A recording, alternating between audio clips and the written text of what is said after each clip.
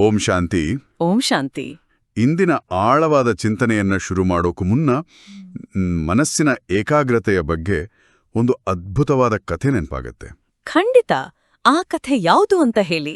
ಒಮ್ಮೆ ಒಬ್ಬ ಶಿಷ್ಯ ತನ್ನ ಗುರುವಿನ ಬಳಿ ಹೋಗಿ, ಗುರುವೇ, ಮನುಷ್ಯನ ಮನಸ್ಸು ಸದಾ ಚಂಚಲವಾಗಿರುತ್ತೆ.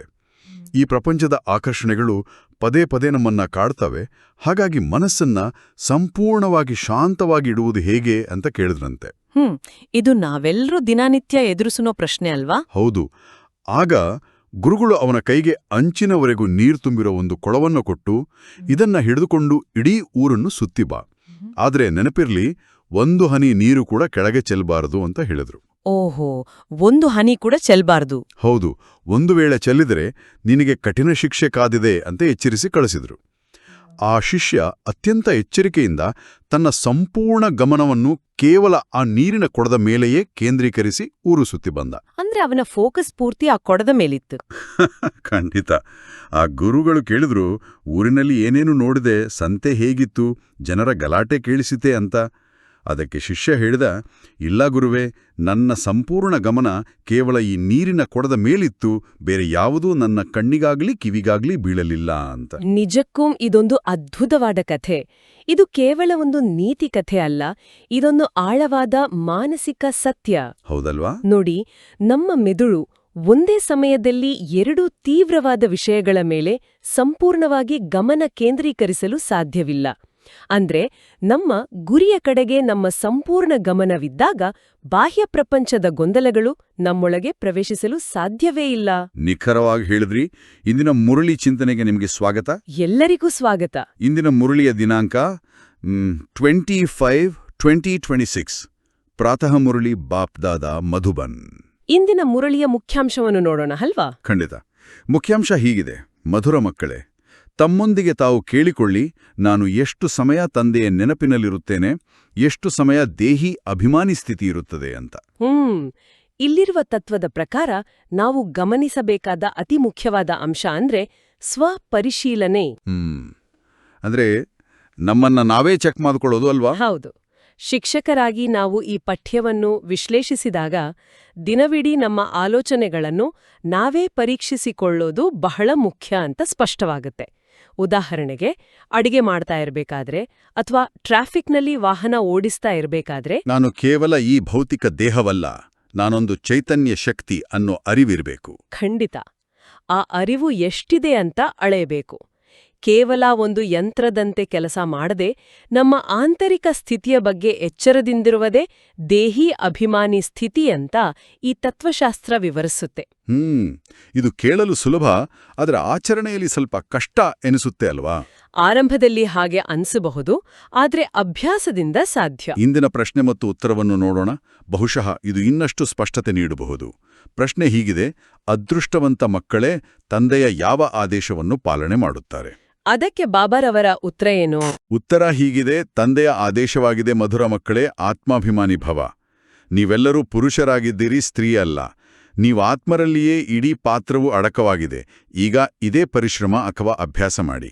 ನಾವು ಹೇಗೆ ಆತ್ಮಾಭಿಮಾನಿಯಾಗಿರುವುದು ಇದೇ ಉನ್ನತ ಗುರಿಯಾಗಿದೆ ಅಂತ. ಬಹಳ ಸ್ಪಷ್ಟವಾದ ಆದೇಶ ಅಲ್ವಾ? ಹೌದು. ಅದೇ, ಒಂದು ನಿಮಿಷ, ನನಗಿಲ್ಲಿ ಸ್ವಲ್ಪ ಗೊಂದಲವಿದೆ.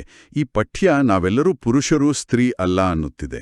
ಇದರ ಅರ್ಥವೇನು? ಅಂದ್ರೆ ಇದು ಶಾರೀರಿಕ ಲಿಂಗದ ಬಗ್ಗೆ. ಹೌದು. ಸಮಾಜದಲ್ಲಿ ನಾವೆಲ್ಲರೂ ಭೌತಿಕ ಗುರುತುಗಳನ್ನೇ ಆಧರಿಸಿ ಬದುಕುತ್ತಿರುವಾಗ ಈ ಶರೀರದ ಭೇದ ಭಾವದಿಂದ ಮೀರಿ ನಿಲ್ಲುವುದು ಪ್ರಾಯೋಗಿಕವಾಗಿ ಹೇಗೆ ಸಾಧ್ಯ? ಇದೊಂದು ಅತ್ಯುತ್ತಮ ಪ್ರಶ್ನೆ. ನೋಡಿ, ಈ ಪಠ್ಯವು ಖಂಡಿತವಾಗಿಯೂ ಶಾರೀರಿಕ ಲಿಂಗದ ಬಗ್ಗೆ ಮಾತನಾಡ್ತಾ ಇಲ್ಲ. ಇಲ್ಲಿ ಪುರುಷ ಎಂದ್ರೆ ಆತ್ಮ, ಅಂದ್ರೆ ಪುರಿಯಲ್ಲಿ ಶಯನ ಮಾಡುವನು ಅಂತ ಅರ್ಥ. ಓಹೋ, ಅಂದ್ರೆ ಆತ್ಮಕ್ಕೆ ಲಿಂಗಭೇದ ಇಲ್ಲ ಅಂತನಾ? ನಿಖರವಾಗಿ. ನಾವು ಧರಿಸಿರುವ ಬಟ್ಟೆಗಳು ನಮ್ಮ ನಿಜವಾದ ಗುರುತಲ್ಲವೋ, ಹಾಗೆಯೇ ಈ ಶರೀರಗಳು ಕೇವಲ ವಸ್ತ್ರಗಳಿದ್ದಂತೆ ಅಂತ ಈ ಜ್ಞಾನ ವಿವರಿಸುತ್ತೆ. ಆತ್ಮಕ್ಕೆ ಯಾವುದೇ ಲಿಂಗವಿಲ್ಲ, ಅದು ಕೇವಲ ಚೈತನ್ಯ ಶಕ್ತಿ. ಅರ್ಥವಾಯಿತು. ನಾವು ಇತರರನ್ನು ನೋಡುವಾಗ ಅವರ ಶರೀರವನ್ನು ನೋಡದೆ ಅವರ ಭ್ರೂಕುಟಿಯಲ್ಲಿರುವ ಆತ್ಮವನ್ನು ನೋಡುವ ದೃಷ್ಟಿಕೋನವನ್ನು ಬೆಳೆಸಿಕೊಳ್ಳಬೇಕು. ಆ ದೃಷ್ಟಿಕೋನ ನಮ್ಮಲ್ಲಿ ಬಂದ್ರೆ ಪ್ರಪಂಚದ ಯಾವುದೇ ತಾರತಮ್ಯಗಳು ಅಥವಾ ವಿಕಾರಗಳು ನಮ್ಮನ್ನ ಬಾಧಿಸುವುದಿಲ್ಲ. ಅಂದ್ರೆ ಬಾಹ್ಯ ರೂಪವನ್ನು ಮೀರಿ ಆಂತರಿಕ ಅಸ್ತಿತ್ವವನ್ನು ನೋಡುವುದಿದರ ಉದ್ದೇಶ ಅಲ್ವಾ? ಹೌದು, ಇದು ನಮ್ಮ ಮೆದುಳಿನ ಗ್ರಹಿಕೆಯನ್ನು ಸಂಪೂರ್ಣವಾಗಿ ಬದಲಾಯಿಸುವ ಒಂದು ಆಳವಾದ ಅಭ್ಯಾಸ. ಅತ್ಯದ್ಭುತ. ಇಂದಿನ ಗೀತೆ ನೋಡೋಣ. ಅದೃಷ್ಟವನ್ನು ಬೆಳಗಿಸಿಕೊಂಡು ಬಂದಿದ್ದೇನೆ. ಆಹಾ, ಈ ಗೀತೆಯ ಅರ್ಥ ಬಹಳ ಆಳವಾಗಿದೆ ಗೊತ್ತಾ? ಹೌದು, ಇದನ್ನ ಪ್ರಾಯೋಗಿಕವಾಗಿ ಹೇಗೆ ಅನ್ವಯಿಸಬಹುದು? ಈ ತತ್ವಶಾಸ್ತ್ರದ ಪ್ರಕಾರ ಮನುಷ್ಯರು ತಮ್ಮ ಹಳೆಯ ನಕಾರಾತ್ಮಕ ಯೋಚನೆಗಳ ಪ್ರಪಂಚವನ್ನು ಬಿಟ್ಟು ಹೊಸ ಪ್ರಪಂಚದ ಅಂದ್ರೆ ಸತ್ಯಯುಗದ ಶ್ರೇಷ್ಠ ಅದೃಷ್ಟವನ್ನು ಜಾಗೃತಗೊಳಿಸಿಕೊಳ್ಳಲು ಸಿದ್ಧರಾಗ್ತಾ ಇದ್ದಾರೆ. ಅಂದ್ರೆ ನಮ್ಮ ಅದೃಷ್ಟ ನಮ್ಮ ಕೈಯಲ್ಲೇ ಇದೆ ಅಂತಾಯ್ತು. ಖಂಡಿತ.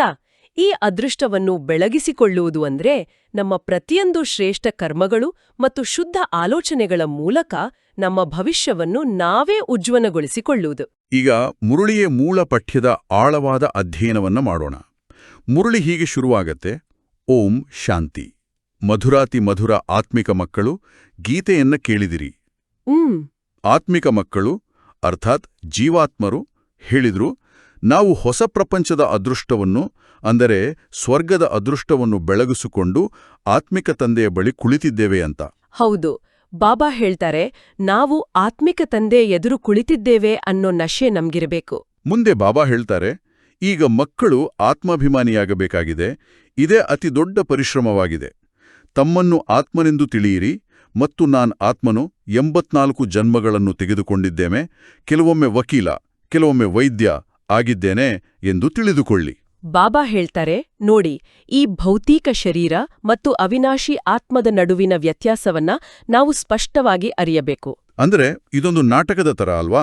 ಹೌದು, ಈ 84 ಜನ್ಮಗಳ ಚಕ್ರವನ್ನ ಒಂದು ದೊಡ್ಡ ನಾಟಕ ಅಂತ ಅಂದ್ಕೊಂಡ್ರೆ ಆತ್ಮವು ಅನೇಕ ಪಾತ್ರಗಳನ್ನು ನಿರ್ವಹಿಸಿದ ಒಬ್ಬ ನಟನಿದ್ದಂತೆ. ನಟ ಕೆಲವೊಮ್ಮೆ ವಕೀಲನ, ಕೆಲವೊಮ್ಮೆ ವೈದ್ಯನ ಬಟ್ಟೆ ಧರಿಸ್ತಾನೆ. ಅದರ ಒಳಗಡೆ ನಾವೆಲ್ಲರೂ ಮೂಲತಃ ಆತ್ಮಗಳೇ. ಖಂಡಿತ. ಈ ನಿಟ್ಟಿನಲ್ಲಿ ಬ್ರಹ್ಮ ಬಾಬಾರವರ ಪ್ರಾಯೋಗಿಕ ಉದಾಹರಣೆಯನ್ನು ನಾವು ನೋಡಬಹುದು. ಬಾಬಾರವರ ದೃಷ್ಟಿ ಹೀಗಿತ್ತು. ಬಾಬಾರವರು ತಮ್ಮ ಮುಂದೆ ಬರುವ ಪ್ರತಿಯೊಬ್ಬರನ್ನು ನೋಡುವಾಗ ಅವರ ಬಣ್ಣ, ರೂಪ ಅಥವಾ ಅಂತಸ್ತನ್ನು ನೋಡ್ತಾ ಇರಲಿಲ್ಲ. ಬದಲಾಗಿ ಅವರ ಭ್ರೂಕುಟಿಯ ಮಧ್ಯದಲ್ಲಿರುವ ಚಮಕಿಸುವ ನಕ್ಷತ್ರವನ್ನೇ ಅಂದ್ರೆ ಆತ್ಮವನ್ನೇ ನೋಡ್ತಾ ಇದ್ರು. ಇದೇ ನಿಜವಾದ ಆತ್ಮಿಕ ದೃಷ್ಟಿಯಲ್ವಾ? ಹೌದು. ಬಾಹ್ಯ ಲೇಬಲ್ಗಳನ್ನು ತೆಗೆದುಹಾಕುವ ಈ ಅಭ್ಯಾಸ ನಮ್ಮ ದೈನಂದಿನ ಸಂಬಂಧಗಳನ್ನು ಎಷ್ಟು ಸರಳಗೊಳಿಸುತ್ತೆ ಅಂತ ಊಹಿಸಿ. ಖಂಡಿತ. ಇದರಿಂದ ನಮ್ಮ ಪೂರ್ವಗ್ರಹಗಳು ಸಂಪೂರ್ಣವಾಗಿ ಮಾಯವಾಗುತ್ತವೆ. ಮುಂದೆ ಬಾಬಾ ಏನ್ ಹೇಳ್ತಾರೆ? ಪಠ್ಯ ಹೀಗೆ ಮುಂದುವರಿಯುತ್ತೆ: ಆತ್ಮವು ಪುರುಷನಾಗಿದೆ. ಎಲ್ಲರೂ ಸಹೋದರರೇ ಹೊರತು ಸಹೋದರಿಯರಲ್ಲ. ಇದು ನನ್ನ ಶರೀರವಾಗಿದೆ ಎಂದು ಆತ್ಮವು ಹೇಳುತ್ತದೆ. ಆ ಲೆಕ್ಕದಿಂದ ಆತ್ಮವು ಪುರುಷನಾಯಿತು, ಈ ಶರೀರವು ಸ್ತ್ರೀಯಾಯಿತು. ಪ್ರತಿಯೊಂದು ಮಾತನ್ನು ಚೆನ್ನಾಗಿ ತಿಳಿದುಕೊಳ್ಳಬೇಕಾಗಿದೆ. ಇದನ್ನೇ ನಾವು ಮೊದಲು ಚರ್ಚೆ ಮಾಡುದು. ಹೌದು. ಮುಂದೆ ತಂದೆಯು ಬಹಳ ವಿಶಾಲ ಸೂಕ್ಷ್ಮ ಬುದ್ಧಿಯವರನ್ನಾಗಿ ಮಾಡುತ್ತಾರೆ. ನೀವೀಗ ತಿಳಿದುಕೊಂಡಿದ್ದೀರಿ, ನಾನಾತ್ಮನು 84 ಜನ್ಮಗಳನ್ನು ತೆಗೆದುಕೊಂಡಿದ್ದೇನೆ. ಆತ್ಮದಲ್ಲಿಯೇ ಒಳ್ಳೆಯ ಹಾಗೂ ಕೆಟ್ಟ ಸಂಸ್ಕಾರವಿರುತ್ತದೆ. ಆ ಸಂಸ್ಕಾರಗಳ ಅನುಸಾರ ಶರೀರವು ಅದೇ ರೀತಿ ಸಿಗುತ್ತದೆ. ಎಲ್ಲವೂ ಆತ್ಮದ ಮೇಲೆ ಆಧಾರಿತವಾಗಿದೆ. ಇದು ಬಹಳ ದೊಡ್ಡ ಪರಿಶ್ರಮವಾಗಿದೆ. ಬಾಬಾ ಹೇಳ್ತಾರೆ, ಮನುಷ್ಯರ ಇಂದಿನ ಪರಿಸ್ಥಿತಿ ಅವರ ಹಿಂದಿನ ಸಂಸ್ಕಾರಗಳ ಆಧಾರದ ಮೇಲೆಯೇ ಇದೆ. ಈ ಸಂಸ್ಕಾರಗಳು ಅಂದ್ರೆ ಪ್ರಾಯೋಗಿಕವಾಗಿ ಹೇಗೆ ಕೆಲಸ ಮಾಡುತ್ತೆ? ಸಂಸ್ಕಾರಗಳನ್ನ ನಾವು ಮೆದುಳಿನ ನರಮಂಡಲದ ಆಳವಾದ ಮಾರ್ಗಗಳಿಗೆ ಹೋಲಿಸಬಹುದು. ನಾವು ಏನು ಪದೇ ಪದೇ ಯೋಚನೆ ಮಾಡ್ತೀವೋ ಅದೇ ನಮ್ಮ ಸಂಸ್ಕಾರವಾಗುತ್ತೆ. ಆಹಾ, ಅಂದ್ರೆ ಅಭ್ಯಾಸವೇ ಸಂಸ್ಕಾರ. ಖಂಡಿತ. ಇಷ್ಟು ದಿನ ಭೌತಿಕ ಸಂಬಂಧಗಳನ್ನೇ ನೆನ್ಪು ಮಾಡಿದ್ದೇವೆ. ಆದ್ರೆ ಈಗ ನಮ್ಮ ಆಳವಾದ ಸಂಸ್ಕಾರಗಳನ್ನ ಬದಲಾಯಿಸಲು ಪರಮಪಿತನ ನೆನಪು ಎಂಬ ಹೊಸ ಶುದ್ಧ ಮಾರ್ಗವನ್ನು ಸೃಷ್ಟಿಸಬೇಕಾಗಿದೆ. ಈ ಬದಲಾವಣೆ ಒಂದು ದೊಡ್ಡ ಮಾನಸಿಕ ಪರಿಶ್ರಮವೇ ಸರಿ. ಮುರಳಿಯಲ್ಲಿ ಮುಂದಿದೆ: ಜನ್ಮ ಜನ್ಮಾಂತರ ಲೌಕಿಕ ತಂದೆಯನ್ನು ನೆನಪು ಮಾಡಿದಿರಿ, ಈಗ ಪಾರಲೌಕಿಕ ತಂದೆಯನ್ನು ನೆನಪು ಮಾಡಬೇಕಾಗಿದೆ. ತಮ್ಮನ್ನು ಪದೇ ಪದೇ ಆತ್ಮನೆಂದು ತಿಳಿಯಬೇಕಾಗಿದೆ. ನಾವಾತ್ಮರು ಈ ಶರೀರವನ್ನು ತೆಗೆದುಕೊಳ್ಳುತ್ತೇವೆ. ಈಗ ನಾವಾತ್ಮರಿಗೆ ತಂದೆಯೂ ಓದಿಸುತ್ತಾರೆ. ಇದು ಆತ್ಮಿಕ ಜ್ಞಾನವಾಗಿದೆ. ಯಾವುದನ್ನು ಆತ್ಮಿಕ ತಂದೆಯೇ ಕೊಡುತ್ತಾರೆ. ಬಾಬಾ ಹೇಳ್ತಾರೆ, ಮೊಟ್ಟಮೊದಲು ಮುಖ್ಯ ಮಾತೇನೆಂದರೆ ಮಕ್ಕಳು ಆತ್ಮಾಭಿಮಾನಿಯಾಗಿರಬೇಕಾಗಿದೆ. ಆತ್ಮಾಭಿಮಾನಿಯಾಗಿ ಇರುವುದು ಅತಿ ದೊಡ್ಡ ಉನ್ನತ ಗುರಿಯಾಗಿದೆ. ಜ್ಞಾನವೇನು ಕಷ್ಟವಲ್ಲ, ಜ್ಞಾನದಲ್ಲಿ ಪರಿಶ್ರಮವಿಲ್ಲ ಅಂತ. ನಿಜ. ಜ್ಞಾನ ಅರ್ಥ ಮಾಡಿಕೊಳ್ಳೋದು ಸುಲಭ, ಆದ್ರೆ ಆತ್ಮಾಭಿಮಾನಿಯಾಗೋದೇ ದೊಡ್ಡ ಪರಿಶ್ರಮ. ಬಾಬಾ ಮುಂದೆ ವಿವರಿಸ್ತಾರೆ, ಸೃಷ್ಟಿಚಕ್ರವನ್ನು ತಿಳಿದುಕೊಳ್ಳುವುದು ಚರಿತ್ರೆ ಭೂಗೋಳವಾಗಿದೆ. ಶ್ರೇಷ್ಠಾತಿ ಶ್ರೇಷ್ಠನು ತಂದೆಯಾಗಿದ್ದಾರೆ, ನಂತರ ಸೂಕ್ಷ್ಮವತನದ ದೇವತೆಗಳಾಗಿದ್ದಾರೆ. ವಿಶ್ವದ ಚರಿತ್ರೆ ಭೂಗೋಳವು ಮನುಷ್ಯ ಸೃಷ್ಟಿಯಲ್ಲಿಯೇ ಇರ್ತದೆ. ಯಾವುದೇ ಸೂಕ್ಷ್ಮವತನ ಮೂಲವತನದಲ್ಲಿ ಚರಿತ್ರೆ ಭೂಗೋಳವಿರುವುದಿಲ್ಲ. ಅದು ಶಾಂತಿಧಾಮವಾಗಿದೆ. ಇಲ್ಲಿ ಮೂಲವತನ ಮತ್ತು ಅಲ್ಲಿ ಚರಿತ್ರೆ ಇಲ್ಲದಿರುವ ಬಗ್ಗೆ ಹೇಳಿದ್ದಾರೆ. ಬಾಬಾ ಹೇಳ್ತಾರೆ, ನೋಡಿ, ನಾವು ಮೂಲವತನವನ್ನು ಶೂನ್ಯ ಎಂಟ್ರೋಪಿ ಇರುವ ಸ್ಥಳ ಅಂತ ಕರೀಬಹುದು. ಅಂದ್ರ ಅಲ್ಲಿ ಯಾವುದೇ ಬದಲಾವಣೆ ಇರೋದಿಲ್ಲ ಅಲ್ವಾ? ನಿಖರವಾಗಿ ಭೌತಿಕ ಜಗತ್ತಿನಲ್ಲಿ ಮಾತ್ರ ಕಾಲದ ಚಲನೆ, ಬದಲಾವಣೆ ಮತ್ತು ಚರಿತ್ರೆ ಇರುತ್ತೆ. ನಮ್ಮ ಮೂಲ ಮನೆಯಾದ ಶಾಂತಿಧಾಮದಲ್ಲಿ ಅಂದ್ರೆ ಮೂಲವತನದಲ್ಲಿ ಯಾವುದೇ ಕರ್ಮಗಳಾಗಲಿ ಕಾಲದ ಹರಿವಾಗಲಿ ಇರೋದಿಲ್ಲ. ಅಲ್ಲಿ ಕೇವಲ ಸಂಪೂರ್ಣ ನಿಶ್ಶಬ್ದ ಮತ್ತು ಶಾಂತಿ ಇರುತ್ತೆ. ಹಾಗಾದ್ರೆ ಈ ಭೂಮಿಯ ಮೇಲಿನ ಆಟವೇ ಚರಿತ್ರೆ? ಹೌದು, ಈ ಜಗತ್ತಿನ 84 ಜನ್ಮಗಳ ಆಟವೇ ನಿಜವಾದ ಚರಿತ್ರೆ ಮತ್ತು ಭೂಗೋಳ. ಜ್ಞಾನವನ್ನು ಅರ್ಥ ಮಾಡಿಕೊಳ್ಳುವುದು ಕಷ್ಟವಲ್ಲ, ಆದರೆ ಆ ಶೂನ್ಯ ಶಾಂತಿಯ ಸ್ಥಿತಿಯನ್ನು ಅನುಭವಿಸುವುದೇ ನಿಜವಾದ ಸವಾಲು. ಆ ಆಂತರಿಕ ಶಾಂತಿಯನ್ನು ನಾವು ಇಲ್ಲಿಯೇ ಅಂದ್ರೆ ಈ ಗದ್ದಲದ ಜಗತ್ತಿನಲ್ಲೇ ಅನುಭವಿಸಬಹುದೇ? ಖಂಡಿತ ಅನುಭವಿಸಬಹುದು. ಅದಕ್ಕೆ ನಾವು ಕರ್ಮಯೋಗಿಗಳು. ಅದೇ ಮೂನಪಠ್ಯದಲ್ಲಿ ಹೀಗಿದೆ, ಸುಖಧಾಮವೂ ಸುಖಧಾಮ, ಕಲಿಯುಗವು ದುಃಖಧಾಮವಾಗಿದೆ. ಇಲ್ಲಿ ರಾವಣ ರಾಜ್ಯದಲ್ಲಿ ಯಾರಿಗೂ ಶಾಂತಿ ಸಿಗಲು ಸಾಧ್ಯವಿಲ್ಲ. ಈಗ ನೀವು ಮಕ್ಕಳಿಗೆ ಜ್ಞಾನ ಸಿಕ್ಕಿದೆ ಅಂತ. ನಾವು ಆತ್ಮರು ಶಾಂತಿಧಾಮದ ನಿವಾಸಿಗಳಾಗಿದ್ದೇವೆ. ಕರ್ಮ ಮಾಡುವುದಕ್ಕಾಗಿ ಈ ಕರ್ಮೇಂದ್ರಿಯಗಳು ಸಿಕ್ಕಿವೆ. ಕರ್ಮ ಮಾಡಲಿ ಮಾಡದೇ ಇರಲಿ, ನಾವಂತೂ ಆತ್ಮರಾಗಿದ್ದೇವೆ. ನಮ್ಮ ಸ್ವಧರ್ಮವು ಶಾಂತಿಯಾಗಿದೆ ಅಂತ ಬಾಬಾ ಹೇಳ್ತಾರೆ. ಹೌದು. ಬಾಬಾ ಮುಂದುವರೆದು, ಕರ್ಮಯೋಗಿಗಳಲ್ಲವೇ? ಕರ್ಮವನ್ನು ಅವಶ್ಯವಾಗಿ ಮಾಡಬೇಕಾಗಿದೆ, ಎಂದೂ ಕರ್ಮ ಸನ್ಯಾಸಿಗಳಾಗಲು ಸಾಧ್ಯವಿಲ್ಲ ಅಂತಾರೆ. ಹಾಗಾದ್ರೆ ನಾವು ಸಮಾಜವನ್ನು ತ್ಯಜಿಸುವ ಸಾಂಪ್ರದಾಯಿಕ ಸನ್ಯಾಸಿಗಳ ತತ್ವವನ್ನು ಈ ಜ್ಞಾನವು ಹೇಗೆ ನೋಡುತ್ತೆ? ಬಾಬಾ ಹೇಳ್ತಾರೆ, ಇದು ಅತ್ಯಂತ ಪ್ರಮುಖವಾದ ಅಂಶ ಗೊತ್ತಾ? ಈ ತತ್ವವು ಎಲ್ಲವನ್ನೂ ಬಿಟ್ಟು ಕಾಡಿಗೆ ಹೋಗುವ ಕರ್ಮ ಸನ್ಯಾಸವನ್ನು ಖಂಡಿತ ಬೆಂಬಲಿಸುವುದಿಲ್ಲ. ಓಹೋ, ಬದಲಾಗಿ ನಾವಿಲ್ಲಿಯೇ ಇರಬೇಕು.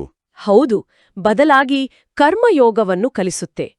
ನಾವು ಸಮಾಜದಲ್ಲಿ ನಮ್ಮ ಕುಟುಂಬದವರ ಜೊತೆಯಲ್ಲೇ ಇರುತ್ತಾ ಜವಾಬ್ದಾರಿಗಳನ್ನು ನಿಭಾಯಿಸ್ತಲೇ ಒಳಗಿನಿಂದ ಶಾಂತವಾಗಿರ್ಬೇಕು. ಇದಕ್ಕೆ ನಮ್ಮ ಹಿರಿಯರ ಉದಾಹರಣೆ ಇದೆಯಾ? ಖಂಡಿತ. ಮಾತಾ ಜಗದಾಂಬ ಅಂದ್ರೆ ಮಮ್ಮಾರವರ ಪ್ರಾಯೋಗಿಕ ಉದಾಹರಣೆಯನ್ನು ತೆಗೆದುಕೊಳ್ಳಿ. ಮಮ್ಮಾರವರು ಈಶ್ವರೀಯ ಯಜ್ಞದ ಅಷ್ಟು ದೊಡ್ಡ ಜವಾಬ್ದಾರಿಯನ್ನು, ಸಾವಿರಾರು ಜನರ ಆಡಳಿತವನ್ನು ನೋಡಿಕೊಳ್ಳುತ್ತಿದ್ರು. ನಿಜ, ಅಷ್ಟು ದೊಡ್ಡ ಜವಾಬ್ದಾರಿ. ಆದ್ರೂ ಅವರು ಒಳಗಿನಿಂದ ಎಷ್ಟು ನಿರ್ಲೇಪವಾಗಿದ್ರು ಅಂದ್ರೆ, ಆ ಕಮಲದ ಹೂವು ಕೆಸರಿನಲ್ಲಿದ್ರೂ ಹೇಗೆ ಅಂಟಿಕೊಳ್ಳುವುದಿಲ್ವೋ ಹಾಗೆ ಕರ್ಮಯೋಗಿ ಸ್ಥಿತಿಯಲ್ಲಿದ್ರು. ಅದ್ಭುತ. ಮುಂದಿನ ಸಾಲುಗಳು ಇದೇ ವಿಷಯವನ್ನು ಒತ್ತಿ ಹೇಳುತ್ತವೆ. ಇದೂ ಸಹ ಈ ಸನ್ಯಾಸಿಗಳ ಪಾತ್ರವಾಗಿದೆ. ಮನೆ ಮಠವನ್ನು ಬಿಟ್ಟು ಹೋಗ್ತಾರೆ, ಭೋಜನವನ್ನು ತಯಾರಿಸುವುದಿಲ್ಲ, ಗೃಹಸ್ಥರಿಂದ ಭಿಕ್ಷೆ ಬೇಡ್ತಾರೆ, ಮತ್ತೆ ಆ ಗೃಹಸ್ಥರ ಬಳಿಯೇ ತಿಂತಾರಲ್ವಾ? ಬಾಬಾ ಎಷ್ಟು ಪ್ರಾಕ್ಟಿಕಲ್ ಆಗಿ ಹೇಳ್ತಾರೆ ಅಲ್ವಾ? ಹೌದು.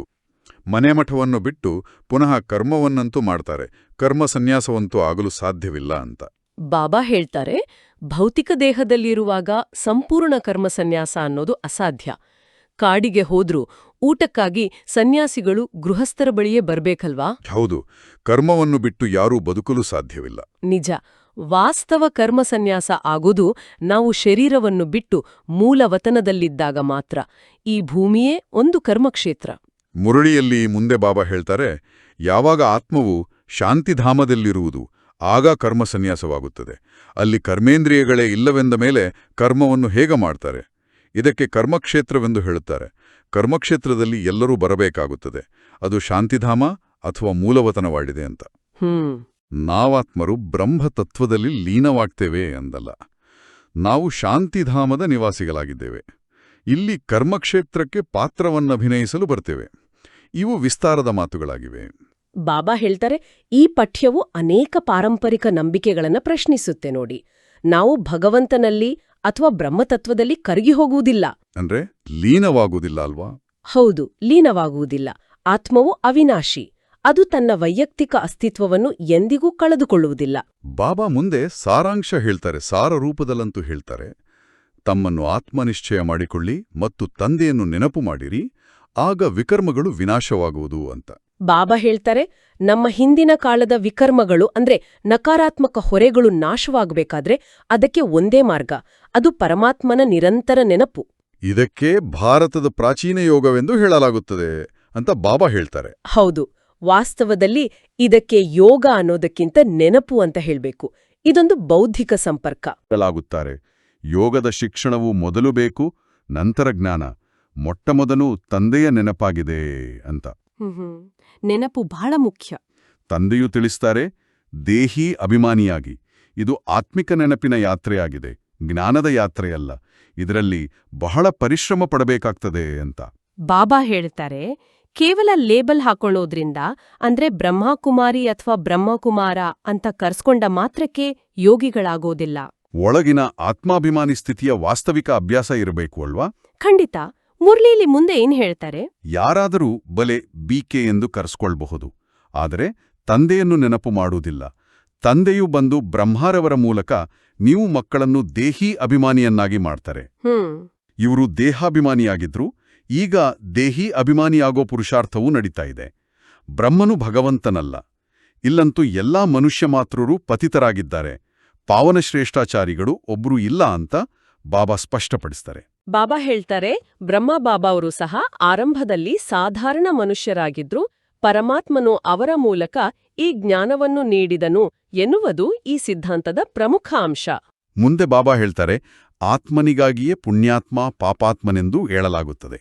ನಾನಾತ್ಮನಿಗೆ ತೊಂದರೆ ಕೊಡಬೇಡಿ ಎಂದು ಮನುಷ್ಯರೂ ಹೇಳ್ತಾರೆ, ಆದರೆ ನಾನು ಯಾರು ಎಂಬುದನ್ನು ತಿಳಿದುಕೊಳ್ಳುವುದಿಲ್ಲ. ಬಾಬಾ ಹೇಳ್ತಾರೆ, ಜಗತ್ತಿನಲ್ಲಿ ಜನರು ನನ್ನ ಆತ್ಮಕ್ಕೆ ಶಾಂತಿ ಇಲ್ಲ ಅಂತ ಸಹಜವಾಗಿ ಹೇಳ್ತಾರೆ. ಆದರೆ ಆ ಆತ್ಮ ಅಂದ್ರೆ ಯಾರು ಅನ್ನೋದರ ಅರಿವೇ ಅವರಿಗಿಲ್ಲ.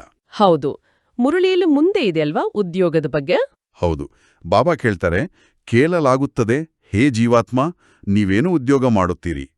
ಆಗ ಹೇಳ್ತಾರೆ, ನಾನಾತ್ಮನು ಈ ಶರೀರದ ಮೂಲಕ ಇಂತಹ ಉದ್ಯೋಗ ಮಾಡುತ್ತೇನೆ ಅಂದಾಗ ಮೊಟ್ಟಮೊದಲು ಈ ನಿಶ್ಚಯ ಮಾಡಿಕೊಂಡು ತಂದೆಯನ್ನು ನೆನಪು ಮಾಡಿ ಅಂತ. ಬಾಬಾ ಹೇಳ್ತಾರೆ, ನಾವು ಆಫೀಸಲ್ಲಿ ಯಾವುದೇ ಕೆಲಸ ಮಾಡ್ತಾ ಇರ್ಲಿ, ನಾನು ಒಬ್ಬ ಆತ್ಮ ಈ ಶರೀರವೆಂಬ ಉಪಕರಣದ ಮೂಲಕ ಈ ಉದ್ಯೋಗವನ್ನು ನಿರ್ವಹಿಸುತ್ತಿದ್ದೇನೆ ಎಂಬ ಸಾಕ್ಷಿ ಭಾವ ಇರಬೇಕು. ಅಂದ್ರೆ ಆ ಅಬ್ಸರ್ವರ್ ಸ್ಟೇಟಸ್ ಇರಬೇಕು.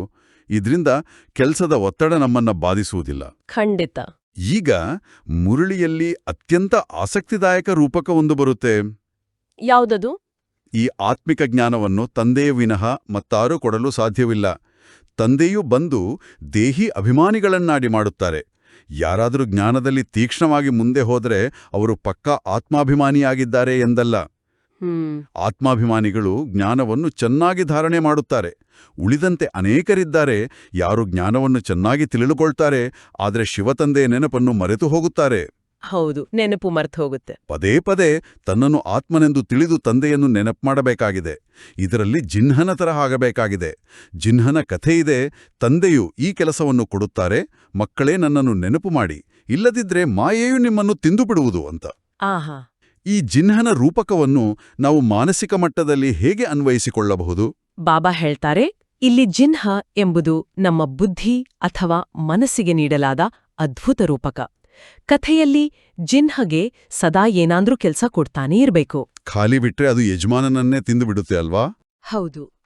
ಅದೇ ರೀತಿ ನಮ್ಮ ಮನಸ್ಸನ್ನು ನಾವು ಸದಾ ಎಚ್ಚರದಿಂದ ಬಾಬಾನ ನೆನಪು ಮತ್ತು ಜ್ಞಾನದ ಚಿಂತನೆ ಎಂಬ ಸಕಾರಾತ್ಮಕ ಕೆಲಸದಲ್ಲಿ ತೊಡಗಿಸಬೇಕು.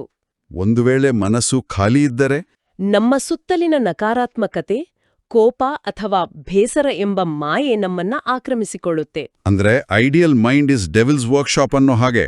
ಖಂಡಿತ. ಮುರಳಿಯಲ್ಲಿ ಮುಂದೆ ಇದೆ, ಮಾಯೆಯು ಜಿನ್ ಆಗಿದೆ. ಎಷ್ಟು ತಂದೆಯನ್ನು ನೆನಪು ಮಾಡುತ್ತೀರೋ ಅಷ್ಟು ವಿಕರ್ಮಗಳು ವಿನಾಶವಾಗುತ್ತವೆ ಮತ್ತು ನಿಮಗೆ ತಂದೆಯ ಆಕರ್ಷಣೆ ಆಗುತ್ತದೆ. ಮಾಯೆಯು ಉಲ್ಟಾ ಮಾಡಿ ನಿಮ್ಮನ್ನು ಬಹಳ ಬಿರುಗಾಳಿಗಳಲ್ಲಿ ತರುತ್ತದೆ. ಬುದ್ಧಿಯಲ್ಲಿ ಇದೇ ನೆನಪಿರಲಿ, ನಾವಾತ್ಮರು ತಂದೆಯ ಮಕ್ಕಳಾಗಿದ್ದೇವೆ. ಇದೇ ಖುಷಿಯಲ್ಲಿ ಇರಬೇಕಾಗಿದೆ. ಹೌದು. ದೇಹಾಭಿಮಾನದಲ್ಲಿ ಬರುವುದರಿಂದ ಮಾಯೆಯು ಪೆಟ್ಟುಕೊಡುತ್ತದೆ. ಹಾತಂತಾಯಿಯ ಆಟವನ್ನು ತೋರಿಸ್ತಾರೆ. ಬಾಯಲ್ಲಿ ಉಂಗುರವನ್ನು ಹಾಕಿಕೊಳ್ಳುತ್ತಿದ್ದಂತೆ ಮಾಯವಾಗಿಬಿಡುತ್ತಾರೆ. ಆಹಾ, ಹಾತಂತಾಯಿಯ ಉಂಗುರ. ನಿಮಗೂ ಸಹ ಒಂದು ವೇಳೆ ತಂದೆಯ ನೆನಪಿನಲ್ಲಿ ಇದ್ದಿದ್ದೇ ಆದ್ರೆ ಮಾಯೆಯು ತೊಂದರೆ ಕೊಡುವುದಿಲ್ಲ, ಇದರಲ್ಲಿಯೇ ಯುದ್ಧವೂ ನಡೆಯುತ್ತದೆ ಅಂತ. ಈ ಆದಂತ್ಯಾಯಿಯ ಬಾಯಿನ ಉಂಗುರ, ಇದು ನಮಗೆ ಒಂದು ತರ ಮಾನಸಿಕ ಮರುನಿರ್ದೇಶನ ತರಹ ಕಾಣ್ತಾ ಇದೆ.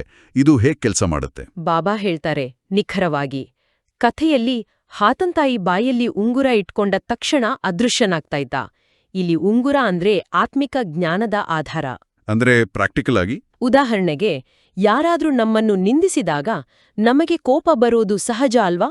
ಆದ್ರೆ ಆ ಕ್ಷಣದಲ್ಲೇ ನಾನು ಶಾಂತ ಸ್ವರೂಪ ಆತ್ಮ ಎಂಬ ಜ್ಞಾನದ ಉಂಗುರವನ್ನು ನಾವು ಬಳಸಿದ್ರೆ ಆ ಕೋಪದ ಭಾವನೆಗೆ ನಮ್ಮ ಮೆದುಳು ಸ್ಪಂದಿಸೋದಿಲ್ಲ. ಓಹೋ, ನಾವು ಆ ಕೋಪದ ಕಣ್ಣಿಗೆ ಅದೃಶ್ಯರಾದಂತೆ ಆಗ್ತೀವಿ. ಖಂಡಿತ. ಒಂದೇ ಬಾರಿಗೆ ಮೆದುಳು ಅತಿಯಾದ ಕೋಪ ಮತ್ತು ಅತಿಯಾದ ಆತ್ಮಿಕ ನೆನಪು ಎರಡನ್ನೂ ಪ್ರಾಸೆಸ್ ಮಾಡಲು ಸಾಧ್ಯವಿಲ್ಲ. ಇದೇ ಹಾತಂತಾಯಿಯ ಜಾದು. ವಾವ್, ಇದು ಬಹಳ ತಾರ್ಕಿಕವಾಗಿದೆ.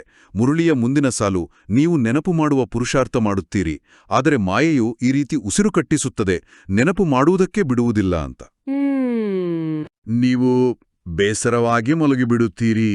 ಮಾಯೆಯೊಂದಿಗೆ ಇಷ್ಟು ಯುದ್ಧವೂ ನಡೆಯುತ್ತದೆ. ಬಾಕಿ ವಿಶ್ವದ ಚರಿತ್ರೆ, ಭೂಗೋಳವನ್ನು ತಿಳಿದುಕೊಳ್ಳುವುದು ಕಷ್ಟವೇನೂ ಇಲ್ಲ. ಜ್ಞಾನ ಸುಲಭ, ಯೋಗ ಕಷ್ಟ. ಹೌದು, ನಾವಂತೂ ಬಹಳ ಚೆನ್ನಾಗಿ ತಿಳಿಸಿಕೊಟ್ಟೇವೆ ಎಂದಲ್ಲ, ನೆನಪಿನದೇ ಮೊಟ್ಟಮೊದಲ ಮಾತಾಗಿದೆ. ಪ್ರದರ್ಶನಿಯಲ್ಲಿ ಅನೇಕರು ಬರುತ್ತಾರೆ. ಮೊಟ್ಟಮೊದಲು ಈ ಪಾಠವನ್ನು ಕಲಿಸಬೇಕಾಗಿದೆ. ತಮ್ಮನ್ನು ಆತ್ಮನಿಶ್ಚಯ ಮಾಡಿಕೊಂಡು ತಂದೆಯನ್ನು ನೆನಪು ಮಾಡಿದರೆ ತಮೋಪ್ರಧಾನರಿಂದ ಸತೋಪ್ರಧಾನನಾಗುತ್ತೀರಿ ಅಂತ. ಆಹಾ. ಈ ತಮೋಪ್ರಧಾನದಿಂದ ಸತೋಪ್ರಧಾನವಾಗುವ ಪ್ರಕ್ರಿಯೆಯನ್ನು ನಾವು ಹೇಗೆ ಸರಳವಾಗಿ ಅರ್ಥೈಸಬಹುದು? ಬಾಬಾ ಹೇಳ್ತಾರೆ, ಇದನ್ನೊಂದು ಕಬ್ಬಿಣದ ತುಂಡಿಗೆ ಹೋಲಿಸಿ ನೋಡಿ. ಕಬ್ಬಿಣದ ತುಂಡು. ಒಂದು ಶುದ್ಧ ಕಬ್ಬಿಣದ ತುಂಡು ಗಾಳಿ, ನೀರಿಗೆ ಸಿಲುಕಿ ಕಾಲಕ್ರಮೇಣ ಹೇಗೆ ತುಕ್ಕು ಹಿಡಿಯುತ್ತದೆಯೋ ಅದನ್ನೇ ನಾವು ತಮೋಪ್ರಧಾನ ಅಂತೀವಿ. ಹಾಗೆಯೇ ಜನ್ಮಜನ್ಮಾಂತರದ ನಕಾರಾತ್ಮಕ ಪ್ರಭಾವಗಳಿಂದ ಆತ್ಮ ಮಲಿನವಾಗಿದೆ. ಹಾಗಾದ್ರೆ ರಾಜಯೋಗದ ಅಭ್ಯಾಸ ಏನ್ ಮಾಡುತ್ತೆ? ಈ ರಾಜಯೋಗದ ಅಭ್ಯಾಸವು ಒಂದು ರಾಸಾಯನಿಕ ಪ್ರಕ್ರಿಯೆಯಂತೆ ಕೆಲಸ ಮಾಡುತ್ತೆ. ಇದು ಆ ತುಕ್ಕನ್ನು ತೆಗೆದು ಮತ್ತೆ ಆತ್ಮವನ್ನು ಶುದ್ಧ ಚಿನ್ನವನ್ನಾಗಿ, ಅಂದ್ರೆ ಸತೋಪ್ರಧಾನವನ್ನಾಗಿ ಪರಿವರ್ತಿಸುತ್ತೆ. ಅತ್ಯದ್ಭುತ ಉದಾಹರಣೆ. ಮುರಳಿಯಲ್ಲಿ ಬಾಬಾ ಹೇಳ್ತಾರೆ, ಮೊದಲು ಇದೇ ಪಾಠವನ್ನು ತಿಳಿಸಬೇಕಾಗಿದೆ. ಭಾರತದ ಪ್ರಾಚೀನ ಯೋಗವನ್ನು ಯಾರೂ ಕಲಿಸಲು ಸಾಧ್ಯವಿಲ್ಲ. ತಂದೆಯೂ ಬಂದು ಕಲಿಸಿದಾಗಲೇ ಕಲಿಯುವರು. ಮನುಷ್ಯರು ಮನುಷ್ಯರಿಗೆ ರಾಜಯೋಗವನ್ನು ಕಲಿಸಲು ಸಾಧ್ಯವಿಲ್ಲ, ಇದು ಅಸಾಧ್ಯವಾಗಿದೆ ಅಂತ. ಸತ್ಯಯುಗದಲ್ಲಂತೂ ಪಾವನರೇ ಇರ್ತಾರೆ. ಅಲ್ಲಂತೂ ಪ್ರಾರಬ್ಧವನ್ನು ಭೋಗಿಸುತ್ತಾರೆ. ಜ್ಞಾನ ಅಜ್ಞಾನದ ಮಾತಿರುವುದಿಲ್ಲ. ಭಕ್ತಿ ಮಾರ್ಗದಲ್ಲಿಯೇ ತಂದೆಯನ್ನು ಕರೆಯುತ್ತಾರೆ, ಬಂದು ದುಃಖವನ್ನು ಹರಿಸಿ ಸುಖ ಕೊಡಿ ಎಂದು. ಸತ್ಯಯುಗದಲ್ಲಿ ದುಃಖವೇ ಇರೋದಿಲ್ಲ ಅಲ್ವಾ? ಹೌದು. ಸತ್ಯಾತ್ರೇತಾಯುಗದಲ್ಲಿ ಯಾವುದೇ ಗುರುಗೋಸಾಯಿಗಳು ಇರುವುದಿಲ್ಲ. ಅಲ್ಲಂತೂ ಸದ್ಗತಿ ಪಡೆದಿರುತ್ತಾರೆ ಅಂತ. ಬಾಬಾ ಹೇಳ್ತಾರೆ, ಸಂಪೂರ್ಣ ಸುಖ ಮತ್ತು ಶಾಂತಿ ಇರುವ ಸತ್ಯಯುಗದಲ್ಲಿ ಯಾರಿಗೂ ಈ ಜ್ಞಾನದ ಅಗತ್ಯವಿಲ್ಲ. ರೋಗವೇ ಇಲ್ಲದಾಗ ವೈದ್ಯರ ಅಗತ್ಯವೇನು ಅಲ್ವಾ? ಖಂಡಿತ. ದುಃಖವಿರುವ ಕಲಿಯುಗದಲ್ಲಿ ಮಾತ್ರ ಭಗವಂತನ ಈ ಜ್ಞಾನದ ಅವಶ್ಯಕತೆ ಇದೆ. ಮುಂದೆ ಬಾಬಾ ಹೇಳ್ತಾರೆ, ನೀವು 21 ಜನ್ಮಗಳಿಗಾಗಿ ಸದ್ಗತಿಯನ್ನು ಪಡೆಯುತ್ತೀರಿ. 21 ಪೀಳಿಗೆಗಳು, 21 ಜನ್ಮಗಳ ಉದ್ಧಾರ ಮಾಡುವವರೇ ಬ್ರಹ್ಮಕುಮಾರಿ ಎಂದು ಹೇಳುತ್ತಾರೆ. ಇದು ಭಾರತದಲ್ಲಿಯೇ ಗಾಯನವಿದೆ. ಭಾರತದಲ್ಲಿಯೇ ನಿಮಗೆ 21 ಜನ್ಮಗಳ ಆಸ್ತಿಯು ಸಿಗ್ತದೆ. ಅಲ್ಲಿ ನೀವು ಒಂದೇ ದೇವಿ ದೇವತಾ ಧರ್ಮದವರು ಇರ್ತೀರಿ, ಮತ್ತಾವುದೇ ಧರ್ಮವೂ ಇರೋದಿಲ್ಲ. ತಂದೆಯು ಬಂದು ನಿಮ್ಮನ್ನು ಮನುಷ್ಯರಿಂದ ದೇವತೆಗಳನ್ನಾಗಿ ಮಾಡ್ತಾರೆ. ಬಾಬಾ ಹೇಳ್ತಾರೆ, ಈ ಅಭ್ಯಾಸದ ಗುರಿ ಕೇವಲ ಈ ಜನ್ಮದ ಶಾಂತಿಯಲ್ಲ, 21 ಜನ್ಮಗಳ ಸಂಪೂರ್ಣ ಆಸ್ತಿಯನ್ನು ಪಡೆಯುವುದು. ಇದಕ್ಕೆ ನಮ್ಮ ದಾಡಿಜಿಯವರ ಉದಾಹರಣೆ ನೆನಪಾಗುತ್ತೆ. ಹೌದು. ದಾದಿ ಪ್ರಕಾಶ್ಮಣಿಯವರ ಪ್ರಾಯೋಗಿಕ ಜೀವನವನ್ನು ನಾವು ನೆನಪಿಸ್ಕೊಳ್ಬಹುದು.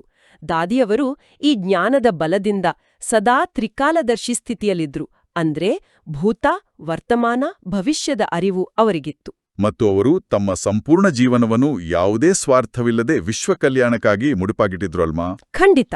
ಮುರುಳಿಯಲ್ಲಿ ಮುಂದಿದೆ, ಪವಿತ್ರರಾಗದ ವಿನ ನಾವು ಹಿಂತಿರುಗಿ ಹೋಗಲು ಹೇಗೆ ಸಾಧ್ಯ? ಇಲ್ಲಂತೂ ಎಲ್ಲರೂ ವಿಕಾರಿ, ಪತಿತರಾಗಿದ್ದಾರೆ. ಯಾರ್ಯಾರು ಧರ್ಮಸ್ಥಾಪಕರಿದ್ದಾರೆಯೋ ಅವರು ಮತ್ತೆ ಪಾಲನೆ ಮಾಡ್ತಾರೆ. ಅವರ ಧರ್ಮವೂ ವೃದ್ಧಿಯಾಗುತ್ತಾ ಹೋಗುತ್ತದೆ. ಯಾರೂ ಹಿಂತಿರುಗಿ ಹೋಗಲು ಸಾಧ್ಯವಿಲ್ಲ.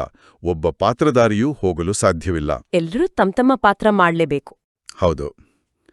ಎಲ್ಲರೂ ಸತೋಪ್ರಧಾನರಿಂದ ಸತೋ ರಜೋ ತಮೋದಲ್ಲಿ ಬರಲೇಬೇಕಾಗಿದೆ. ಬ್ರಹ್ಮನಿಗಾಗಿಯೂ ಬ್ರಹ್ಮನ ದಿನ, ಬ್ರಹ್ಮನ ರಾತ್ರಿ ಎಂದು ಹೇಳುತ್ತಾರೆ ಅಂದಾಗ ಸೃಷ್ಟಿಯಲ್ಲಿ ಕೇವಲ ಬ್ರಹ್ಮನೊಬ್ಬರೇ ಇರುವರೇ? ಈಗ ನೀವು ಬ್ರಾಹ್ಮಣ ಕುಲದವರಾಗ್ತಿದ್ದೀರಿ, ನೀವು ರಾತ್ರಿಯಲ್ಲಿದ್ದೀರಿ, ಈಗ ದಿನದಲ್ಲಿ ಹೋಗ್ತಿದ್ದೀರಿ ಅಂತ.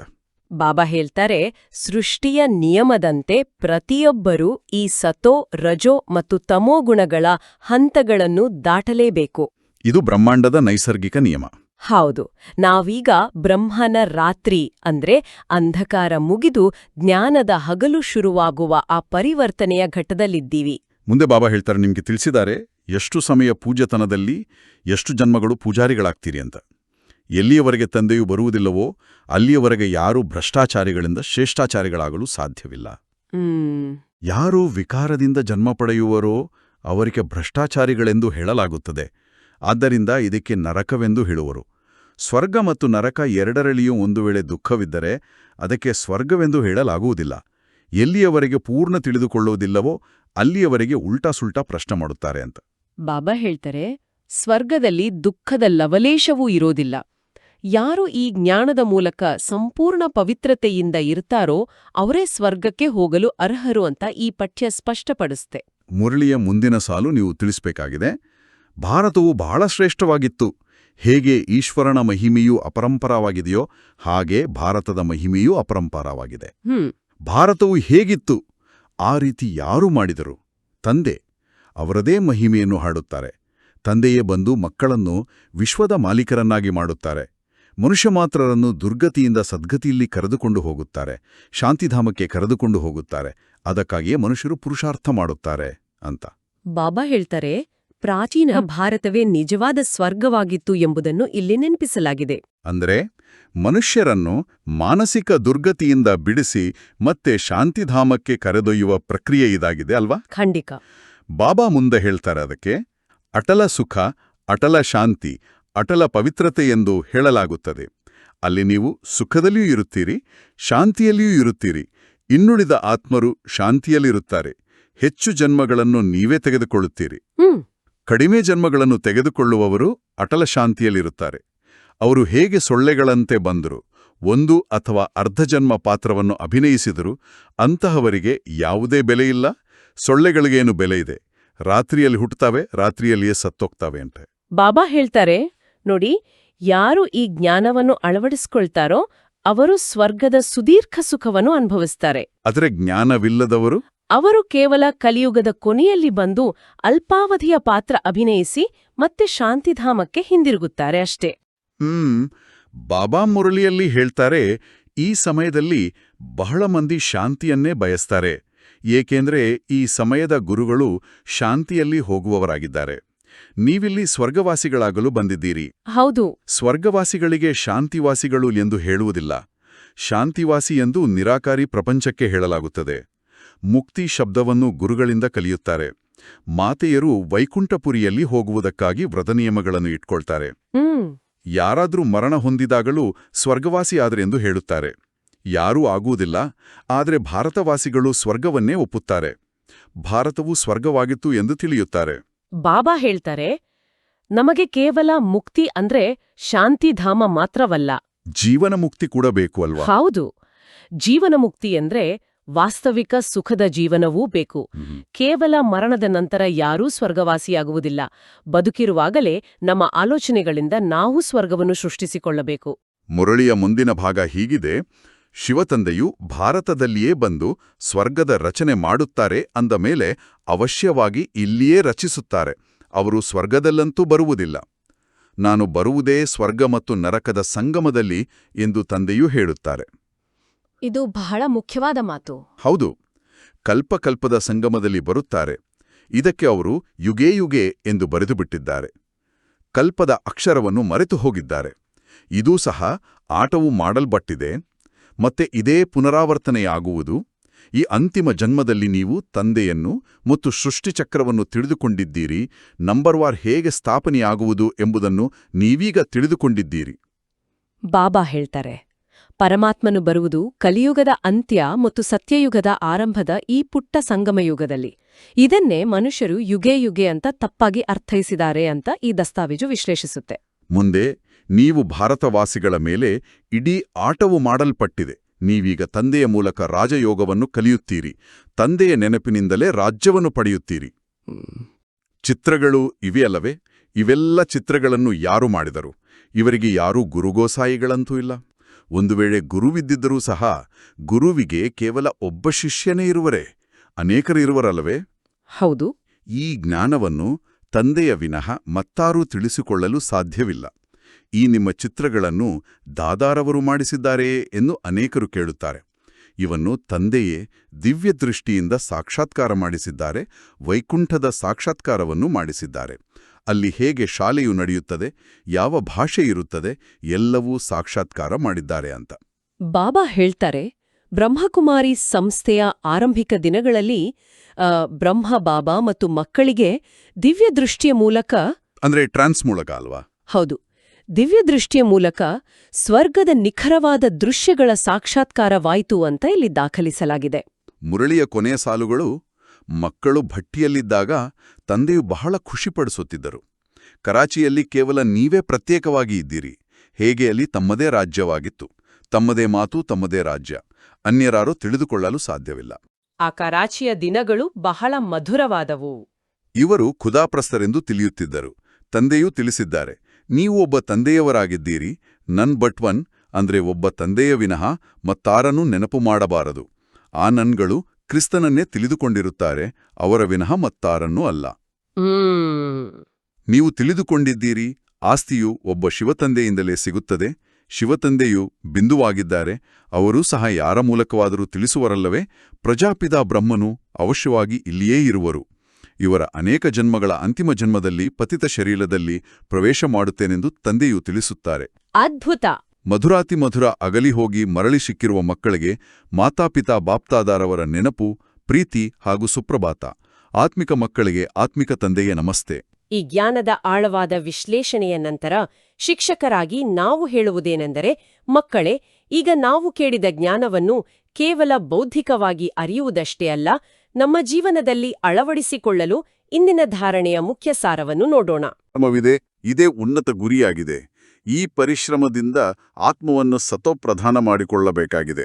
ಬಾಬಾ ಹೇಳ್ತಾರೆ, ನೋಡಿ, ಜ್ಞಾನವನ್ನು ಧಾರಣೆ ಮಾಡುವುದು ಅಂದ್ರೆ ಕೇವಲ ತಲೆಯಲ್ಲಿಟ್ಟುಕೊಳ್ಳುವುದಲ್ಲ, ಅದನ್ನು ವ್ಯವಹಾರದಲ್ಲಿ ತೋರಿಸೋದಲ್ವಾ? ಹೌದು. ನಮ್ಮ ಮಾತು ಮತ್ತು ವರ್ತನೆಯಲ್ಲಿ ಆ ಆಂತರಿಕ ಶಾಂತಿ ಕಾಣಬೇಕು. ಈ ಸತತ ಪರಿಶ್ರಮದಿಂದಲೇ ನಮ್ಮ ಆಲೋಚನೆಗಳು ಮಲಿನತೆಯಿಂದ ಶುದ್ಧತೆಯತ್ತ ಮರಳುತ್ತವೆ. ಧಾರಣೆಯ ಎರಡನೇ ಪಾಯಿಂಟ್, ಜಿನ್ ಹಾಗೆ ನೆನಪಿನ ಯಾತ್ರೆ ಮಾಡಬೇಕಾಗಿದೆ. ಮಾಯೆಯು ಎಷ್ಟಾದರೂ ವಿಘ್ನಗಳನ್ನು ಹಾಕಲಿ, ಆದರೆ ಬಾಯಲ್ಲಿ ಜ್ಞಾನದ ಉಂಗುರವನ್ನು ಹಾಕಿಕೊಳ್ಳಬೇಕಾಗಿದೆ. ಮಾಯೆಯಿಂದ ಬೇಸರವಾಗಬಾರದು. ಒಬ್ಬ ತಂದೆಯ ನೆನಪಿನಲ್ಲಿದ್ದು ಬಿರುಗಾಳಿಗಳನ್ನು ದೂರ ಸರಿಸಬೇಕಾಗಿದೆ. ಬಾಬಾ ಹೇಳ್ತಾರೆ, ನೆನಪಿನ ಯಾತ್ರೆಯಲ್ಲಿ ನಿರಂತರತೆ ಇರಬೇಕು. ಜೀವನದಲ್ಲಿ ಸಮಸ್ಯೆಗಳೆಂಬ ಬಿರುಗಾಳಿಗಳು ಬರುವುದು ಖಚಿತ, ಆದರೆ ಜ್ಞಾನದ ಉಂಗುರ ಅಂದ್ರೆ ಡ್ರಾಮಾ ಕಲ್ಯಾಣಕಾರಿಯಾಗಿದೆ ಅನ್ನೋ ನಿಶ್ಚಯ ಅಲ್ವಾ? ಖಂಡಿತ. ಆ ಬಲವಾದ ನಿಶ್ಚಯವಿದ್ರೆ ಯಾವ ವಿಘ್ನವೂ ನಮ್ಮನ್ನು ಅಲುಗಾಡಿಸಲು ಸಾಧ್ಯವಿಲ್ಲ.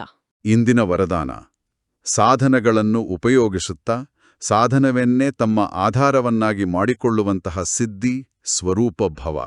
ಬಾಬಾ ಹೇಳ್ತಾರೆ, ಇಂದು ಮನುಷ್ಯರ ಬಳಿ ಸ್ಮಾರ್ಟ್ಫೋನ್, ಇಂಟರ್ನೆಟ್ನಂತಹ ಅನೇಕ ಸಾಧನಗಳಿವೆ. ಇವುಗಳನ್ನು ನಾವು ಉತ್ತಮ ಕೆಲಸಗಳಿಗೆ ಬಳಸಬಹುದು. ಹೌದು, ಆದ್ರೆ ಸಮಸ್ಯೆ ಎಂದ್ರೆ ನಾವು ಅವುಗಳಿಗೆ ಮಾನಸಿಕವಾಗಿ ಪರವಶರಾಗಿದ್ದೀವಿ. ಒಂದು ತರ ಅಡಿಕ್ಟ್ ಆಗಿದ್ದೀವಿ ಅಲ್ವಾ? ಖಂಡಿತ. ಒಂದು ದಿನ ಇಂಟರ್ನೆಟ್ ಇಲ್ಲದಿದ್ರೂ ನಮ್ಮ ಆಂತರಿಕ ಶಾಂತಿ ಕದಡಬಾರ್ದು. ನಮ್ಮ ಆಧಾರ ಸದಾ ಭಗವಂತನಾಗಿರ್ಬೇಕು, ವಸ್ತುಗಳಲ್ಲ.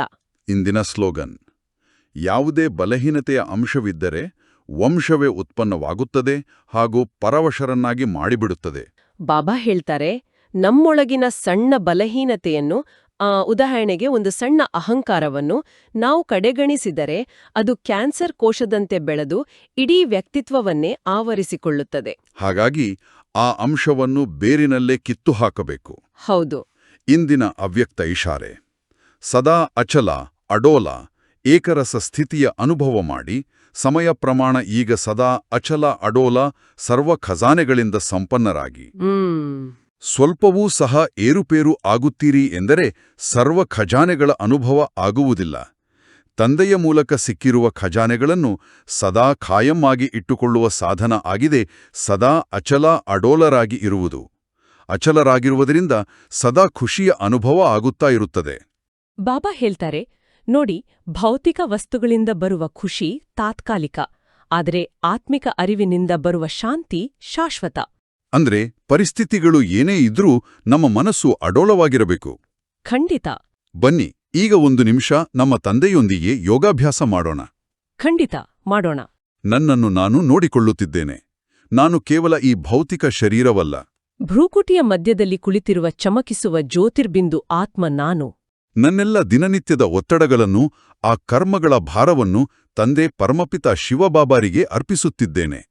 ನನ್ನ ಮನಸ್ಸು ಆ ಮೂಲವತನದತ್ತ, ಶೂನ್ಯ ಶಾಂತಿಯತ್ತ ಹಾರುತ್ತಿದೆ. ಅಲ್ಲಿಂದ ಪವಿತ್ರತೆಯ ಕಿರಣಗಳು ನನ್ನ ಮೇಲೆ ಬೀಳುತ್ತಿವೆ. ನನ್ನಲ್ಲಿರುವ ಎಲ್ಲ ನಕಾರಾತ್ಮಕತೆ ಭಸ್ಮವಾಗುತ್ತಿದೆ. ನಾನು ಸಂಪೂರ್ಣ ಹಗುರವಾಗಿದ್ದೇನೆ. ಮಾಸ್ಟರ್ ಸರ್ವಶಕ್ತಿವಾನ್ ಆತ್ಮನಾಗಿದ್ದೇನೆ. ಓಂ ಶಾಂತಿ. ಈಗ ಇಂದಿನ ಸಾರಾಂಶ ಅಭ್ಯಾಸ ಏನು ಅಂತ ನೋಡೋಣ. ಸಾರಾಂಶ ಅಭ್ಯಾಸ ಅಂದ್ರೆ ಇಂದಿನ ಪೂರ್ತಿ ದಿನಕ್ಕೆ ಒಂದು ಅಭ್ಯಾಸವನ್ನು ಇಟ್ಕೊಳ್ಳೋಣ. ಪ್ರತಿ ಗಂಟೆಗೊಮ್ಮೆ ಕೇವಲ 1 ನಿಮಿಷ ನಿಮ್ಮ ಎಲ್ಲ ಕೆಲಸಗಳನ್ನು ನಿಲ್ಲಿಸಿ, ನಾನು ಮಾಸ್ಟರ್ ಸರ್ವಶಕ್ತಿವಾನ್ ಆತ್ಮ ಎಂದು ನೆನಪು ಮಾಡ್ಕೊಳ್ಳಿ. ಇದರಿಂದ ಏನಾಗುತ್ತೆ? ಇದು ನಿಮ್ಮ ಒಳಗಿನ ಜಿನ್ಗೆ ಸರಿಯಾದ ಅರಿವಿನ ತರಬೇತಿಯನ್ನು ನೀಡ್ತದೆ. ಖಂಡಿತ. ಈ ಜ್ಞಾನದ ಉಂಗುರ ನಮ್ಮನ್ನು ಹೊರಗಿನ ಪ್ರಪಂಚದ ಗೊಂದಲಗಳಿಂದ ರಕ್ಷಿಸುತ್ತೆ. ಆದರೆ ಕಾರ್ಯಕ್ರಮವನ್ನು ಮುಕ್ತಾಯಗೊಳಿಸುವ ಮುನ್ನ ನಾವೆಲ್ಲರೂ ಕೇಳ್ಕೊಳ್ಬೇಕಾದ ಒಂದು ಕುತೂಹಲಕಾರಿ ಪ್ರಶ್ನೆ ಇದೆ. ಅದು ಯಾವುದು? ಒಂದು ವೇಳೆ ಈ ಜ್ಞಾನದ ಉಂಗುರ ನಮ್ಮನ್ನು ರಕ್ಷಿಸುತ್ತಿದ್ರೆ, ನಾವು ಪ್ರತಿದಿನ ಅರಿವಿಲ್ಲದೆಯೇ ನಮ್ಮ ಭಯ, ಆತಂಕ ಮತ್ತು ಅಹಂಕಾರದ ಯಾವ ಡಿಫಾಲ್ಟ್ ಉಂಗುರಗಳನ್ನು ಧರಿಸಿ ಬದುಕುತ್ತಿದ್ದೇವೆ? ಇದರ ಬಗ್ಗೆ ಸ್ವಲ್ಪ ಆಳವಾಗಿ ಯೋಚಿಸಿ. ಬಹಳ ಆಳವಾದ ಪ್ರಶ್ನೆ ಇದು. ಮಧುರ ಮಕ್ಕಳೇ, ಜೀವನದಲ್ಲಿ ಮಾಯೆ ಎಷ್ಟೇ ಬಿರುಗಾಳಿಗಳು ಬರಲಿ, ಕಷ್ಟಗಳು ಎದುರಾಗಲಿ, ಎಂದಿಗೂ ಹೆದರಬೇಡಿ. ನೀವು ಒಂಟಿಯಲ್ಲ. ಸ್ವಯಂ ಭಗವಂತನೇ ನಿಮ್ಮ ಕೈ ಹಿಡಿದು ನಡೆಸುತ್ತಿದ್ದಾನೆ. ಆತನ ನೆನಪಿನ ಉಂಗುರವನ್ನು ಸದಾ ಧರಿಸಿ, ಮುಗುಳು ನಗುತ್ತಾ, ಖುಷಿಯಾಗಿ ನಿಮ್ಮ ಜೀವನದ ಪಯಣವನ್ನು ಮುನ್ನಡೆಸಿ. ಲೈಕ್, ಶೇರ್, ಫಾರ್ವರ್ಡ್ ಮಾಡಿ. ನಾಳೆ ಮತ್ತೆ ಹೊಸ ಬಾಬಾರ ಮುರುಳಿಯನ್ನು ಕೇಳೋಣ. ಓಂ ಶಾಂತಿ.